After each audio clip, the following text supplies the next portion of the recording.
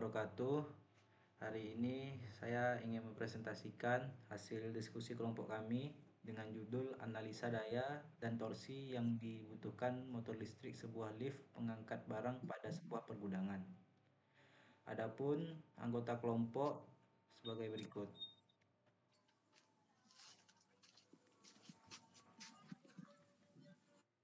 Itu pertama ada Muhammad Fiu Kamil dan saya sendiri Muhammad Haikal, kemudian ada Muhammad Razin Nazikra, kemudian ada Muhammad Safrian Hafiz. Nah, lanjut ke latar belakang dan tujuan. Nah, di latar belakang, sektor pergudangan modern sangat bergantung pada sistem pemindahan material yang efisien, terutama penggunaan lift pengangkat barang untuk memindahkan muatan antar lantai. Kinerja lift ini ditentukan oleh motor listrik sebagai penggerak utama yang harus mampu menyediakan daya dan torsi yang sesuai untuk mengatasi beban total dan memastikan pergerakan yang aman serta stabil. Pemilihan motor yang tidak tepat dapat menimbulkan masalah serius. Contohnya seperti motor terlalu besar menyebabkan pemborosan energi dan biaya operasional. Sementara itu, motor terlalu kecil beresiko mengalami kegagalan dan mengurangi keselamatan. Karena itu, analisis teknis yang akurat mengenai kebutuhan daya dan torsi dengan mempertimbangkan efisiensi transmisi, kecepatan angkat, dan beban maksimum sangat penting untuk menentukan spesifikasi motor yang optimal dan menjamin efisiensi, keandalan, serta keselamatan operasi di lingkungan pergudangan. Adapun tujuan dari judul kami ini yaitu yang pertama, menganalisis secara mendalam dan menghitung secara teoritis daya dan torsi motor listrik yang dibutuhkan dengan mempertimbangkan faktor-faktor seperti massa total beban angkat, kecepatan angkat yang direncanakan, efisiensi sistem transmisi, misalnya gearbox, kemudian menentukan spesifikasi motor optimal yakni merekomendasikan jenis dan spesifikasi motor listrik yang sesuai. Misalnya, dalam daya dalam kilowatt, torsi dalam nanometer N per M, kemudian dan kecepatan putaran dalam RPM yang memenuhi kebutuhan kinerja sistem. Dan ada tinjauan pustaka yaitu traction lift atau elevator. Lift adalah mesin pengangkut vertikal yang memindahkan orang atau barang ke lantai yang berbeda di sebuah gedung. Lift bekerja dengan motor listrik, tali baja, dan sistem pengaman yang membuatnya aman dan stabil.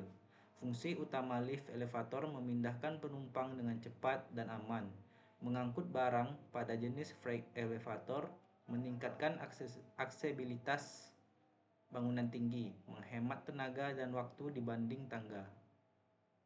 Adapun komponen-komponen utama pada lift yaitu ada kabin atau car yang berguna untuk tempat penumpang atau barang, kemudian ada mesin penggerak, traction motor, kemudian ada counterweight, penyeimbang agar energi lebih efisien, kemudian ada guide rel untuk menjaga arah gerak kabin, kemudian ada wire rope belt, tali baja atau sabuk penggerak, ada controller, sistem kontrol elektronik lift, kemudian ada brake system yang berguna untuk rem elektromagnetik untuk pengereman. Kemudian ada governor yaitu sebagai sensor overspeed, kemudian ada safety gear yang berfungsi sebagai pengaman jika kabin jatuh atau kecepatan berlebih. Kemudian ada shaft atau hoistway yang berfungsi untuk ruang tempat lift bergerak. Dan akan dilanjutkan oleh Muhammad Fiu Kamil.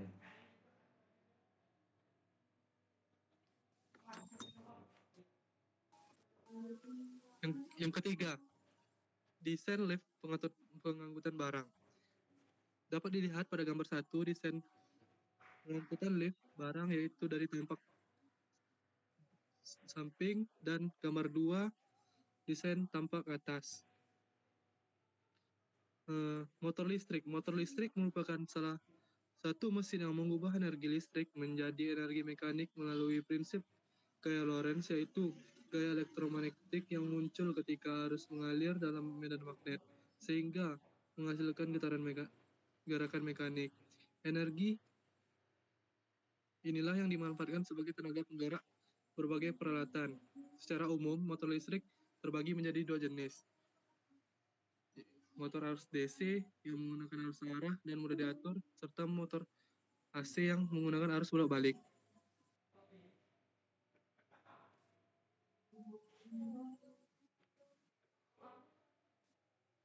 Motor listrik berdasarkan jumlah fasa.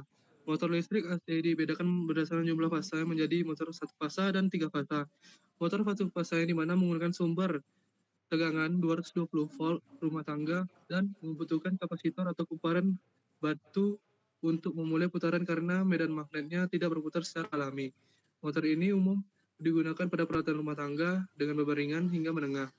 Sementara motor tiga fasa bekerja dengan suplai tiga fasa yang menghasilkan medan magnet berputar secara alami, sehingga motor dapat mulai berputar tanpa alat bantu.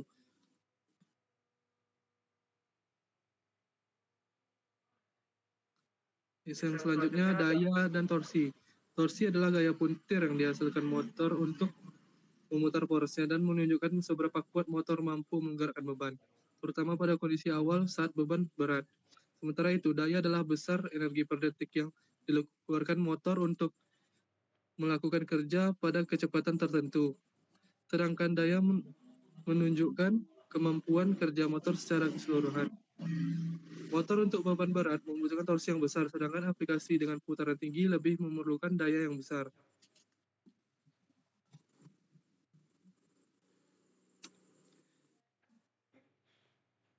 Skema perancangan desain yaitu yang pertama membuat rancangan data, membentuk beban, angkut, dan beban hambatan total. Selanjutnya menentukan kecepatan angkat yaitu P dan tinggi angkat. Yang selanjutnya menentukan radius drum atau pule dan konfigurasi kontrol. Yang kelima menghitung gaya tarik. Yang keenam menghitung torsi yang dibutuhkan. Yang ketujuh menghitung daya listrik yang dibutuhkan. Yang kedelapan yang terakhir menentukan spesifikasi motor listrik.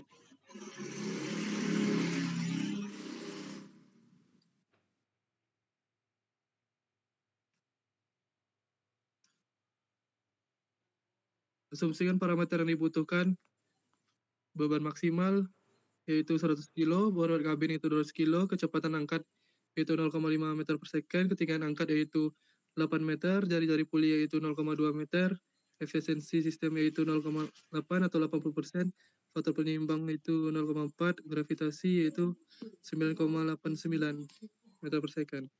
Selanjutnya, perhitungan dan analisa akan dijelaskan oleh Razin.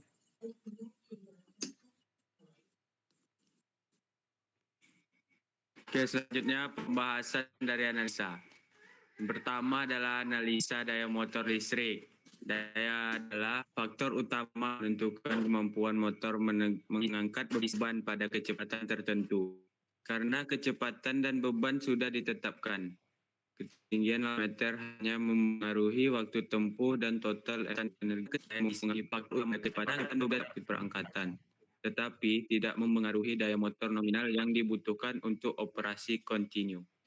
Yang A ada gaya angkat bersih, yang dimana massa total rumusnya massa barang ditambah massa kabin, dengan massa barangnya ada 1000 kilo ditambah massa kabin 200 kilo sama dengan 1200 kilogram.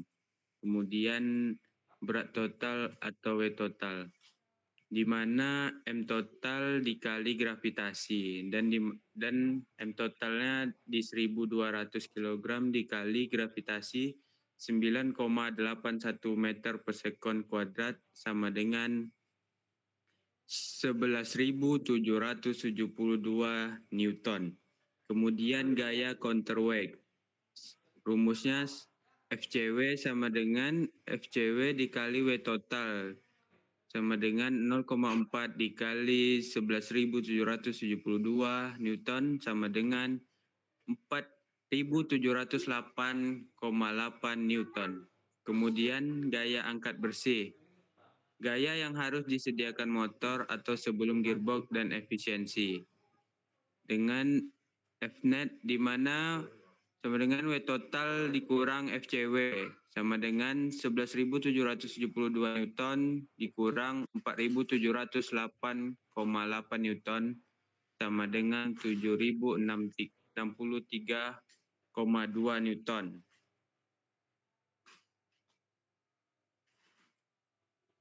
Selanjutnya ada B, daya mekanik yang dibutuhkan. Daya mekanik dihitung berdasarkan gaya bersih, kecepatan angkat, dan efisiensi sistem. Di mana rumusnya P mekanik sama dengan F net dikali V per mu. P mekanik sama dengan 7.063,2 Newton dikali 0,5 meter per sekon dibagi 0,8 sama dengan 4.414,5 watt. C daya nol motor. Tambahkan faktor keamanan. SF sama dengan 1,15 dengan 4 daya nominal untuk menjamin daya cadangan dan keandalan. Rumusnya ada P motor sama dengan P mekanik kali S sama dengan 4.414,5 watt dikali 1,15 sama dengan 5.076,7 watt. Jadi kesimpulan daya yaitu motor yang dibutuhkan memiliki daya nominal sekitar 5,08 kW, motor komersial standar yang direkomendasikan adalah 5,5 kW atau 7,5 HP. Kemudian analisis torsi motor listrik. Yang pertama, kecepatan putar puli. Kecepatan putar puli utama untuk mencapai yaitu V sama dengan 0,5 meter per sekon dengan R puli sama dengan 0,2 meter. N puli sama dengan V kali 60 per 2P kali R puli sama dengan 0,5 meter per sekon dikali 60 dibagi 2P kali 0,2 meter sama dengan 23,87 RPM. Kemudian ada rasio reduksi atau gear ratio. Asumsikan motor standar 4 kutub N motor sama dengan 1450 RPM. I sama dengan N motor dibagi N puli sama dengan 1450 RPM dibagi 23,87 RPM sama dengan 60,75. Rasio reduksi gearbox yang dibutuhkan adalah sekitar 60 dibanding 1 atau 61 dibanding 1. Kemudian C torsi nominal motor atau T motor. Torsi yang dihasilkan motor pada kecepatan penuh dihitung menggunakan daya nominal motor atau 5,0767 kW. T motor sama dengan P motor dikali 9.950 dibagi N motor sama dengan 5,0767 dikali 9.950 dibagi 1.450 RPM sama dengan 33,4 Newton per meter. Newton kali meter. Kemudian torsi awal atau starting torque. Motor harus mampu menghasilkan torsi yang jauh lebih besar saat memulai pergerakan untuk mengatasi inersia beban dan gesekan statis atau stiction. Ambil faktor 2.0, T start sama dengan 2,0 dikali T motor. T start sama dengan 2 dikali 33,4 Newton meter sama dengan 66,8 Newton meter. Jadi kesimpulan torsi yaitu torsi nominal motor adalah 33,4 Newton meter. Motor yang dipilih harus memiliki kemampuan torsi awal minimum 66,8 Newton meter. Penggunaan VFD akan membantu motor mencapai torsi awal yang tinggi. Kemudian dampak ketinggian atau 8 meter. Meskipun tidak mengubah daya nominal motor, ketinggian 8 meter mengubah tempuh dan total energi perangkatan. Yang pertama waktu tempuh atau T. T sama dengan H per V. T sama dengan 8 meter per 0,5 meter per sekon sama dengan 16 sekon. Kemudian energi per siklus, E sama dengan P mekanik kali T. S sama dengan 4.414,5 watt kali 16 sama dengan 70.632 joule. Kemudian akan dilanjutkan oleh Muhammad Safrian Hafiz. Baiklah, di sini ada hasil dan analisa. Adapun hasil perhitungan dari data parameter yang diasumsikan ialah sebagai berikut. Yang mana spesifikasi dari daya nominal motor ataupun P motor yaitu nilai yang dihitung sama dengan 5,8 kW. Nilai yang direkomendasikan 5,5 kW atau 7,5 HP. Torsi nominal motor 3,34